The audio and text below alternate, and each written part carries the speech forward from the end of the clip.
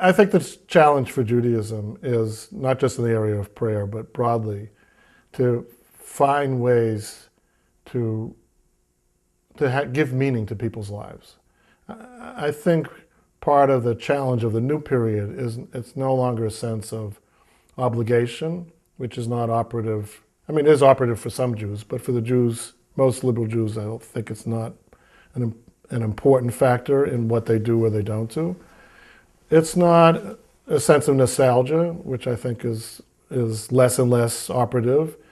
It really has to do with meaning. I think people are looking for meaning in their lives and looking to answer the kind of basic questions that we all have, which is, why am I here? What's this all about? And the moments that we're reflective on that, the moments that we feel troubled and shaken and searching. I don't think Judaism has the answers. I think part of the wisdom of the Jewish tradition is that it's not a simple answer tradition. Here's the answer. Here's the meaning of life. I'll give you 3 sentences, now you know. But really, it understands that life is actually complex, that those deepest questions don't have answers. But since the Jewish people for a couple thousand years have been struggling with those questions, there's lots of wisdom. There's lots of ways to think about these questions. And I think if we can offer that wisdom out there in the world and to the Jews in the world, and they can come to some understanding that there's a richness in this tradition. It's a tradition that challenges easy assumptions, that sees the world as complex, that doesn't have simple answers, but that I think for most people actually reflects the truth of their existence.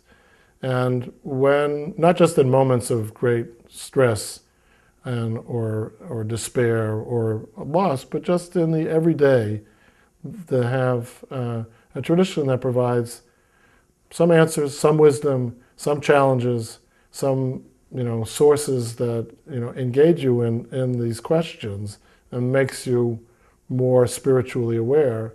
I think that's what Judaism is about.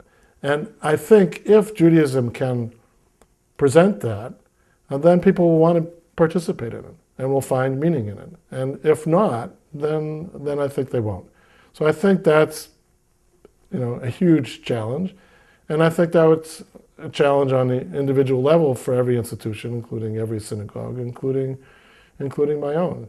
One of the things that's probably the legacy of Reconstructionism in Kaplan is really a very a willingness to engage in intellectual debate and to have a diverse community. There isn't any party line, there isn't any piety that people, you could say just about anything at the synagogue. Of course, there will be lots of people who disagree with you, passionately. And I think we need to expand that into kind of the area of the spiritual and the inner life.